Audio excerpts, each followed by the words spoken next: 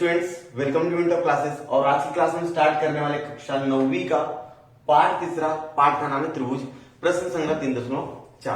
Students के पहले 3.1, 3.2, 3.3 इनके वीडियोस ऑलरेडी मैंने बना के रखे हुए।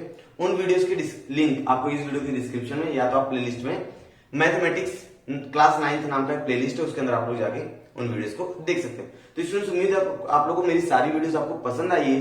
तो आज का हमारा जो टॉपिक है तो है हमारा 3.4।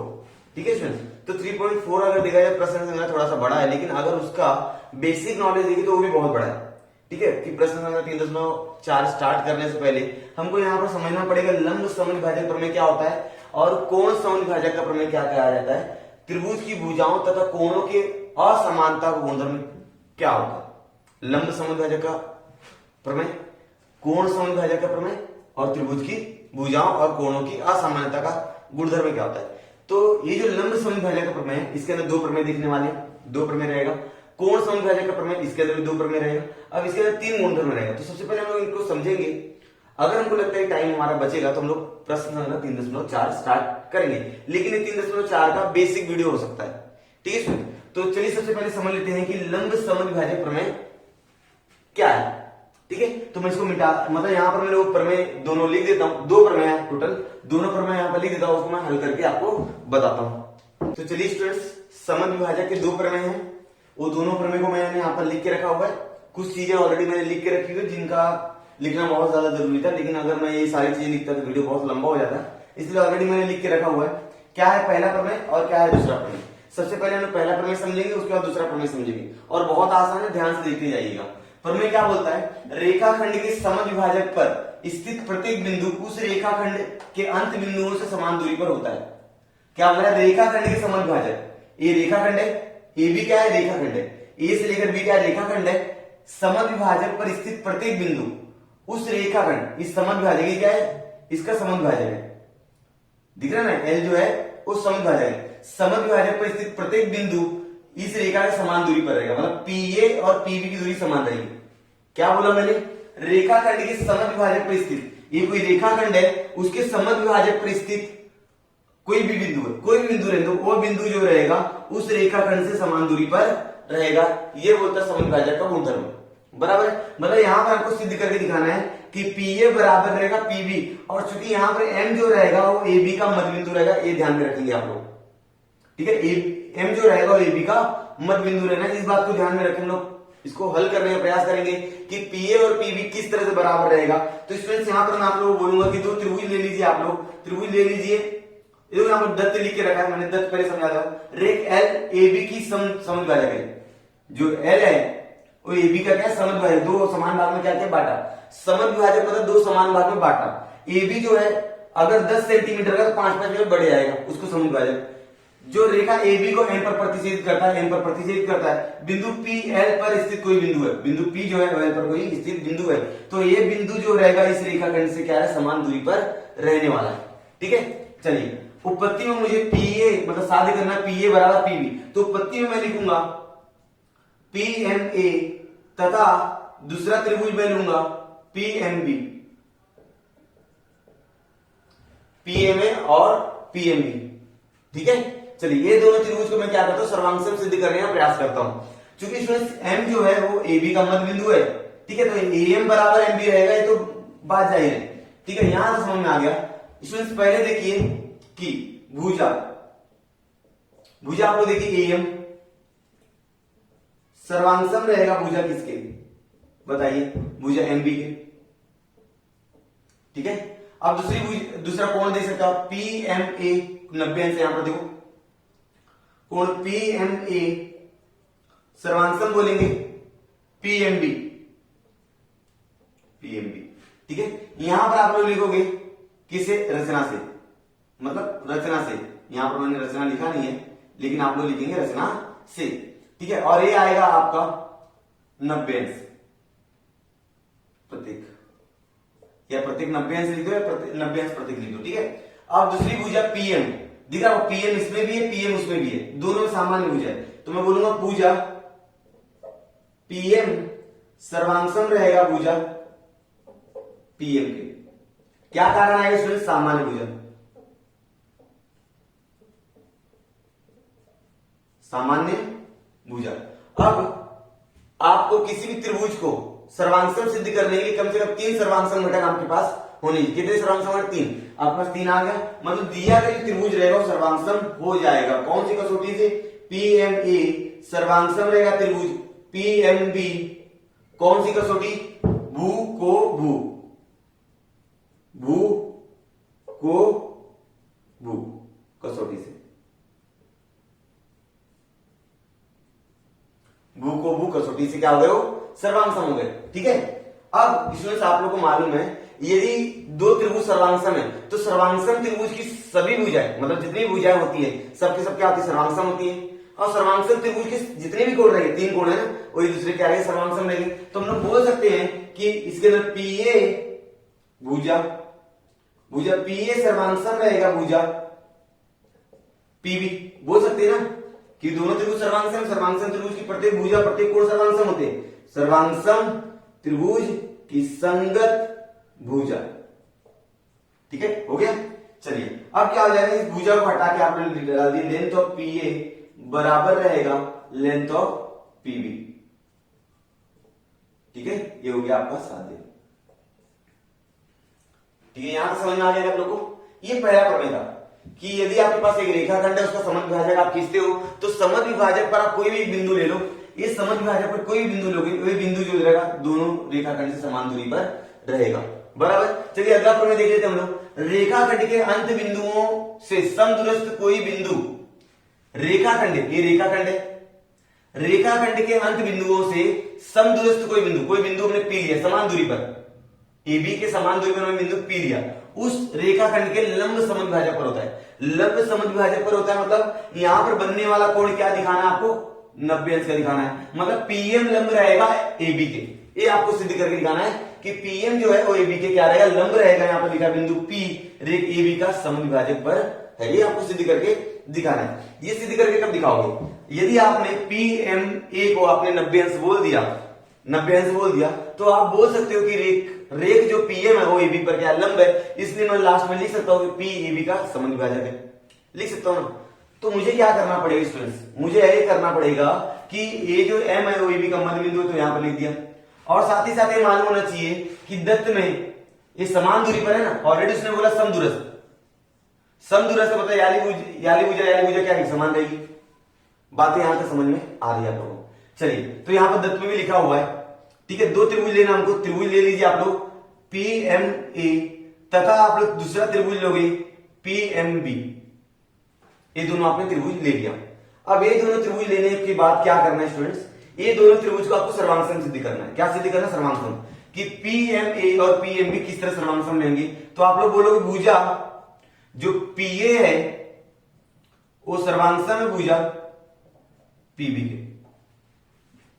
ठीक है, भुजा PA PB के क्या है? सर्वांगसम है। दूसरी भुजा आप लोग बोलोगे AM। ठीक है, ये आप लोग बोल सकते हो कि भाई दत्त दिया गया है, क्योंकि दत्त में समदूरस्थ बोल दिया था।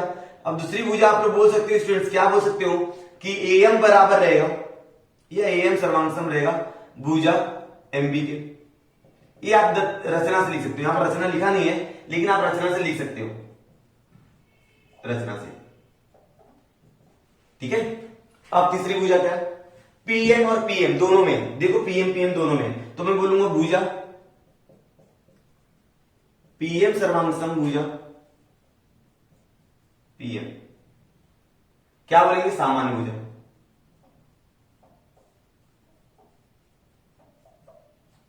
सामान्य भुजा क्या बोलेंगे? सामान्य भुजा बोलेंगे। स्टूडेंट्स आपको मालूम है 2 त्रिभुज को अगर आपको सर्वांगसम सिद्ध करना है तो कम से कम 3 घटक आपके पास सर्वांगसम होने चाहिए। तो मेरे 3 घटक यहां पर तो आ गए ना। तो मैं क्या बोल सकता हूं स्टूडेंट्स? मैं बोल सकता हूं कि जो मेरा त्रिभुज क्या है PMA है, ये सर्वांगसम त्रिभुज PMB के। कसौटी कौन सी है? भू भू भू कसौटी। तीनों भुजा है, भू भू और भू कसौटी से। ठीक है, भू भू कसौटी से क्या हुए? सर्वांगसम हुए। ठीक है, अब आपको मालूम है कि सर्वांगसम त्रिभुज की सभी भुजाएं सभी कोण क्या होते? सर्वांगसम होते। इसलिए मैं बोल सकता हूं कि PMA कोण PMA सर्वांगसम रहेगा कोण PMB एम बी के बराबर। तो मैं क्या लिख सकता हूं यहां पर, सर्वांगसम त्रिभुज की संगत कोण, सर्वांगसम त्रिभुज की संगत कोण, यहां से समझा। ठीक है, अगर मैं बात करूं स्टूडेंट्स कि भाई ये एक रेखीय युगल कोण है, पी एम ए और पी एम बी क्या है, रेखीय युगल कोण है। ठीक है ना, अब दोनों क्या है, बराबर भी है। ठीक है, दोनों क्या है, बराबर भी है। और कोण पी एम ए प्लस कोण पी एम बी बराबर 180 अंश, क्योंकि ये क्या है, रेखीय युगल कोण है। क्या है स्टूडेंट्स, रेखीय युगल कोण है। ये याद रखिएगा आप लोग, ये रेखीय युगल कोण है। और आप सभी को मालूम है रेखीय युगल कोण का माप कितना होता है, 180 अंश होता है। तो P M A P M B क्या है, दोनों बराबर है। तो मैं दोनों क्या लिखा, P M A plus P M A, P M B P M A दोनों बराबर है एक दूसरे के, इसलिए नाम एक ही लिख दिया मैंने 180। तो ये दो बार इसलिए मैं लिख दूंगा, दो कोण पी एम ए बराबर 180 अंश। अब दो से जब ये भाग जाएगा तो कोण पी एम ए का मान आ जाएगा हमारे पास कितना, 90। ये कोण कितना होगा, 90 हो गया। तो इसलिए मैं बोल सकता हूं कि रेख पीएम या रेखाखंड AB का समद्विभाजक क्या है स्टूडेंट्स, समद्विभाजक है। इसको याद रखिएगा। ठीक है, जब पीएम AB का समद्विभाजक है तो मैं यही लाइन वापस लिख सकता हूं कि जो बिंदु B है, इसलिए बिंदु P रेख AB के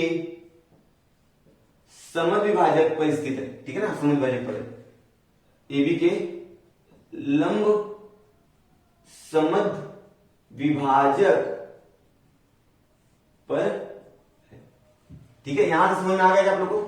ठीक है, देखो कितना आसान था दोनों प्रमेय, ये दोनों समद्विभाजक के प्रमेय थे।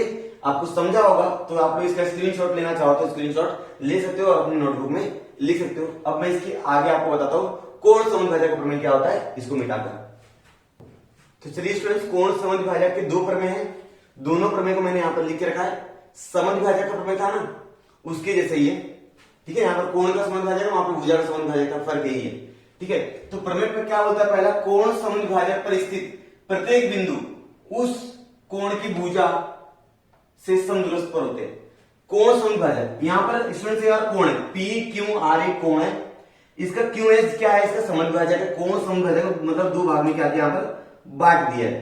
ठीक है, अब इस कोण समद्विभाजक पर जो भी बिंदु स्थित होगा वह बिंदु उन दोनों भुजाओं से क्या होगा, समान दूरी पर रहेगा। आपको सिद्ध करके दिखाना है, मतलब यहाँ पर AB और AC क्या रहेंगे, बराबर रहने वाले। यही आपको सिद्ध करना है कि कोण समद्विभाजक पर स्थित प्रत्येक बिंदु उस कोण की भुजा से समान दूरी पर रहते हैं। यही आपको सिद्ध करना है। समझ में आ गया हो आप लोगों को। ठीक है, तो सिद्ध कैसे करेंगे स्टूडेंट्स कि AB बराबर AC हम लोग कैसे सिद्ध करेंगे। तो इसको सिद्ध करने के लिए हम दो त्रिभुज लेंगे। कौन सा, ABQ और ACQ, ये दोनों त्रिभुज लेंगे और दोनों त्रिभुज को क्या करेंगे, सर्वांगसम सिद्ध करेंगे। जब दोनों त्रिभुज सर्वांगसम सिद्ध हो जाएगा तो हम लोग बोल सकते हैं कि सर्वांगसम त्रिभुज की संगत भुजाएं क्या होती है, सर्वांगसम होती है। तो उस हिसाब से AB और AC क्या हो जाएगा, सर्वांगसम हो जाएंगे। समझा, तो इस तरीके से हम लोग सिद्ध कर सकते हैं। तो दत्त में लिखा मैंने QS जो है वो PQR का समद्विभाजक, QS जो है वो PQR का समद्विभाजक है। और कोई बिंदु A है, मैंने QS पर कोई बिंदु A लिया है, और चूंकि यहां पर AB जो लंब है किस पर है, PQ पर, लंब मतलब यहां पर 90 अंश का कोण है। AC लंब है QR पर, मतलब यहां पर 90 अंश का कोण है। यहां से समझा। चलिए अब इसको उत्पत्ति में हम लोग हल करेंगे। ठीक है, कैसे करेंगे हल, देखिए दो त्रिभुज लेना मुझे ABQ तथा दूसरा त्रिभुज आपको लेना है ACQ में। ठीक है, दोनों त्रिभुज आपने ले लिया। अब ये दोनों त्रिभुज को आपको क्या करना है, सर्वांगसम सिद्ध करना है। सर्वांगसम सिद्ध करने के लिए क्या करना पड़ेगा, चूंकि स्टूडेंट्स यहां पर लंब बोला था 90 अंश का कोण तो बनी गई, तो हम लोग बोलेंगे ABQ कोण, ABQ सर्वांगसम कोण ACQ प्रत्येक 90 अंश, प्रत्येक क्या बोलेंगे, 90 अंश। ठीक है, अब भुजा QA दोनों में है, तो मैं बोल सकता हूं भुजा QA सर्वांगसम भुजा QA सामान्य भुजा। क्या लिखूंगा स्टूडेंट, सामान्य भुजा लिखूंगा। समझा जाता है, ये हो गया सामान्य भुजा। अब आप लोग बोल सकते हो कि स्टूडेंट्स ये कोण समद्विभाजक है, मतलब यहाँ का कोण और यहाँ कोण समान रहेगा, ठीक है। तो मैं बोल सकता हूं बी क्यू ए कोण, मैं बोल सकता हूं बी क्यू ए सर्वांगसम रहेगा सी क्यू ए कोण सी क्यू ए, क्योंकि किरण क्यू एस यह किसका पी क्यू आर का कोण पी क्यू आर का समद्विभाजक है। क्या है? समद्विभाजक है। अब जो समद्विभाजक रहेगा तो वो दो समान भाग में क्या करेगा? बांट देगा, ठीक है। यहां तक तो आपको समझा होगा, ठीक है। चलिए दो, आप किसी भी दो त्रिभुज को अगर आपको सर्वांगसम सिद्ध करना है, 3 घटक सर्वांगसम होनी चाहिए, यहां पर आपको मिल गया, तो आप बोल सकते त्रिभुज ए बी क्यू सर्वांगसम बोल सकते त्रिभुज ए सी क्यू। कौन सी कसौटी? को भू को। कौन सी कसौटी? को भू को। इस कसौटी से क्या हो गए? सर्वांगसम हो गए, ठीक है। अब जब दोनों सर्वांगसम हो जाएंगे तो सर्वांगसम त्रिभुज की संगत भुजा क्या होती है? सर्वांगसम होती है। तो इस प्रकार मैं बोल सकता हूं कि भुजा ए बी सर्वांगसम भुजा, दूसरी भुजा बोलो ए सी। भुजा ए बी और ए सी क्या रहेंगे? सर्वांगसम देंगे। इसलिए मैं बोल सकता हूं कि रेख ए बी सर्वांगसम रेख ए सी। इस प्रकार क्या हो गया स्टूडेंट्स? साध हो गया। बहुत आसान था, देखा आप लोगों ने, बहुत ज्यादा आसान था, ठीक है। अब समझ लेते हैं प्रमेय दूसरा, कोण समद्विभाजक का प्रमेय देख लेते हैं। क्या बोला? कोण की भुजाओं से समान दूरी पर स्थित कोण की भुजा, ये भुजा है कोण की, ये जो क्यू आर है और पी क्यू है, ये क्या कोण की भुजा है। भुजाओं समान दूरी पर स्थित प्रत्येक बिंदु, यहां पर जो बिंदु है उस बिंदु उस कोण का समद्विभाजक पर होता है। अगर एक कोण है, कोण की भुजाओं समान दूरी पर अगर कोई बिंदु है तो वह बिंदु जो रहेगा वो हमेशा किस पर रहेगा? समद्विभाजक पर रहेगा। मतलब ए जो है वो क्यूडी पर रहेगा हमेशा। ये आपको सिद्ध करके दिखाना है, बराबर, ठीक है। चलिए क्या करना पड़ेगा स्टूडेंट्स? तो हम लोग क्या करते हैं कि यहां पर ना कोण को हम लोग सर्वांगसम सिद्ध कर देंगे, याला कोण और याला कोण सर्वांगसम सिद्ध कर देंगे। जब लोग सर्वांगसम सिद्ध कर देंगे तो हम लोग बोल सकते क्यूडी जो है वो पी क्यू आर का समद्विभाजक है। अगर मैंने ये दोनों कोण को सर्वांगसम सिद्ध किया तो मैं बोल सकता हूं कि जो मेरा क्यूडी है वह पी क्यू आर का समद्विभाजक है, और जो समद्विभाजक है इसलिए बिंदु ए जो रहेगा वह क्यूडी पर रहेगा। इतना तो समझ में आ रहा है। तो साध्य क्या लिखना है स्टूडेंट्स? यहां पर देखो, पहले साध्य लिख देता हूं मैं। किरण क्यू ए जो है वो पी क्यू आर का समद्विभाजक है, आपको सिद्ध करके दिखाना है। तो उत्पत्ति में लोग दो त्रिभुज लेने वाले हैं। अब दोनों त्रिभुज के माध्यम से लोग क्या करेंगे? इसको हल करेंगे। दो त्रिभुज कौन सा स्टूडेंट्स? A B Q. पहला त्रिभुज ले लो आप लोग ए बी क्यू, तथा दूसरा त्रिभुज आप ले लो ए सी क्यू। ए सी क्यू में अब ये दोनों त्रिभुज को क्या करो? सर्वांगसम सिद्ध करो। सर्वांगसम सिद्ध करने के लिए कम से कम 3 घटक आपको सर्वांगसम दिखाना पड़ेगा, ठीक है स्टूडेंट्स। चूंकि यहां पर ऑलरेडी आपको मालूम है कि जो ये बिंदु है वह ये दोनों भुजा समान दूरी पर, मतलब ए सी और ए बी बराबर है, ऑलरेडी बोल के रखा हुआ है। तो हम लोग बोलेंगे भुजा ए बी, या तो रेख ए बी बोलो या भुजा बोलो, भुजा ए बी सर्वांगसम भुजा ए सी दत्त। क्या बोल दिया मैंने? दत्त बोल दिया। अब स्टूडेंट्स एक चीज और कि भाई यहां पर ए बी क्यू ये 90 अंश का है, तो मैं बोल सकता हूं ए बी क्यू जो कोण है वो 90 अंश है, ए सी क्यू भी क्या है? 90 अंश है। 90 अंश प्रत्येक, या प्रत्येक 90 अंश बोलो या 90 अंश प्रत्येक बोल दीजिए, ठीक है, दोनों बात चलेगा, ठीक है। यहां तक समझ में आ गया। और ये जो क्यू ए है ना, दोनों में भुजा आप लोग देख रहे होंगे क्यू ए, देखो सही से, क्यू ए भुजा क्यू ए सामान्य भुजा, ठीक है, सामान्य भुजा।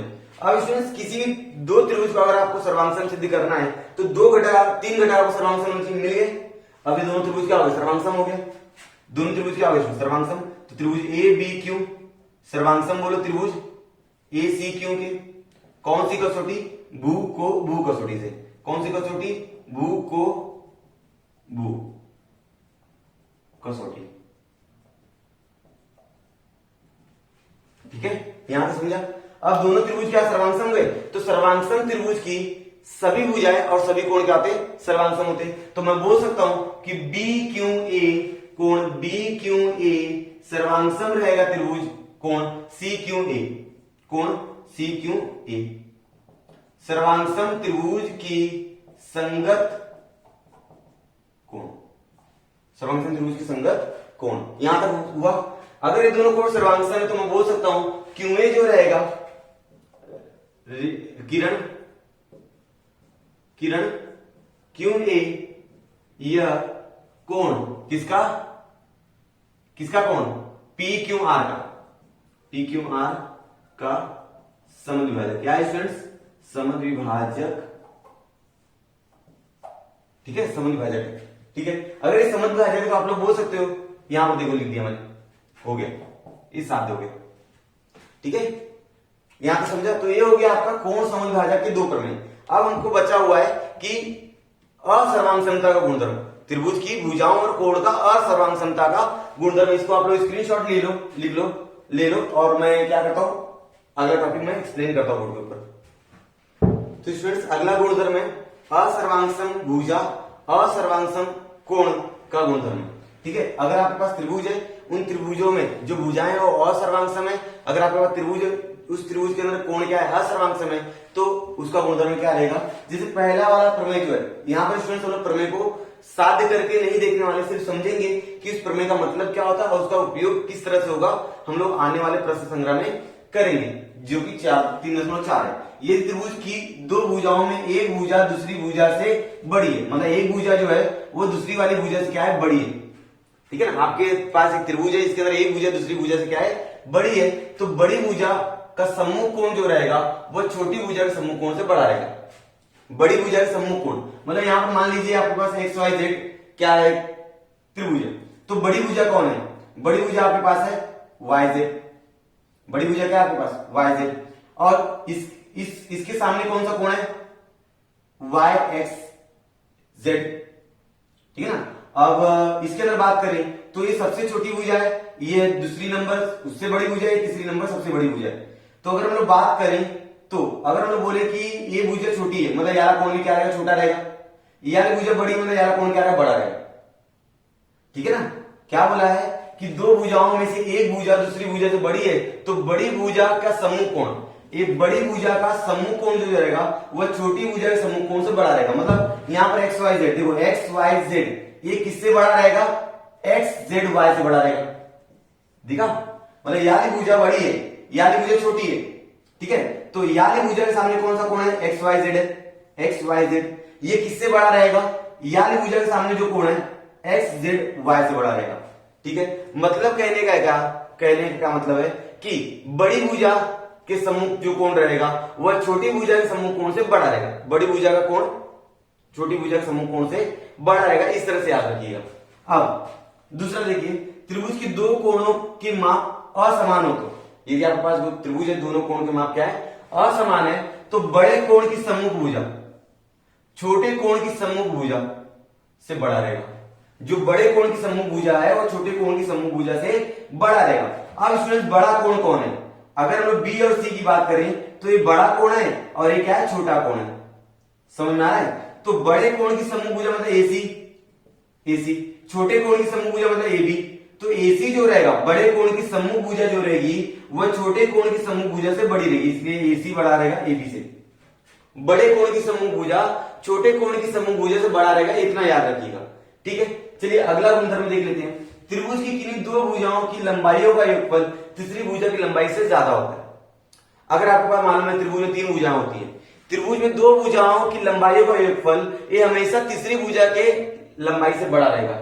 आप AB प्लस AC करोगे तो ये जो लंबाई मिलेगी वो BC से ज्यादा रहेगा। अब AB प्लस BC करोगे, ये दोनों की जो लंबाई रहेगी वो AC से ज्यादा रहेगा। आप BC प्लस AC जब करोगे तो ये दोनों लंबाई जो रहेगी AB से ज्यादा रहेगी। तो वही बोला है AB प्लस BC करना है, AB प्लस BC ये किससे बड़ा रहेगा, AC से बड़ा रहेगा। देखो यहाँ पर AC से बड़ा, जिस तरफ मुंह खुला रहेगा वो बड़ा रहेगा। फिर AC प्लस BC ये किससे बड़ा रहेगा, AB से बड़ा रहेगा। तो आपको समझ में आ गया कि यदि आपके पास एक त्रिभुज है, उस त्रिभुज में दो भुजाओं की लंबाई क्या असमान है, तो यदि दो भुजाओं की लंबाई को हम लोग जोड़ते हैं तो वो हमेशा तीसरी भुजा से क्या रहेगा, बड़ा रहेगा। और बड़ी कोण के सामने की जो भुजा रहेगी वह छोटे कोण की सामने वाली भुजा से बड़ी रहेगी। ठीक है, यहां पे समझा। और बड़ी भुजा के सम्मुख कोण जो रहेगा छोटी भुजा के सम्मुख कोण से बड़ा रहेगा। ये तीनों चीजें हमको, ये तीन प्रमेय से हमको समझ में आई है। तो स्टूडेंट्स 3.4 अभी हम लोग नहीं स्टार्ट करेंगे, क्योंकि अगर 3.4 मैंने 2-3 सवाल भी लिया तो भी बहुत ज्यादा बड़ा हो जाएगा। तो हम लोग क्या करते हैं, इस वीडियो के अंदर इतने ही रहने देते हैं, बेसिक्स समझ के चलते हैं कि 3.4 का जो बेसिक रहेगा, ठीक है, इसको आप लोग समझ जाओगे तो 3.4 के जितने भी आप सवाल करोगे सारे सवाल आपको आ जाएंगे, इस बात की आपको गारंटी मैं देता हूं, ठीक है। तो हम लोग मिलते हैं नेक्स्ट वीडियो में 3.4 का प्रश्न संग्रह के साथ, उसके अंदर हम लोग प्रश्न संग्रह के सवाल हल करेंगे। तो स्टूडेंट्स, उम्मीद है मुझे कि आप लोगों को सारी वीडियोस समझ में आई होगी। यदि अभी तक आप लोगों को सारी वीडियोस पसंद आ रही है तो वीडियो को लाइक कीजिए स्टूडेंट्स, और चैनल को सब्सक्राइब कर दीजिए, अपने दोस्तों के साथ वीडियो को शेयर कीजिए। हाँ, लाइक जरूर कीजिए स्टूडेंट्स, लाइक करने से मुझे खुशी होती है और मैं नेक्स्ट टाइम जब वीडियो बनाता हूं तो और अच्छे से वीडियो और इंटरेस्टिंग तरीके से वीडियो बनाने की कोशिश करता हूं। तो मिलते हैं नेक्स्ट वीडियो में, तब तक के लिए धन्यवाद।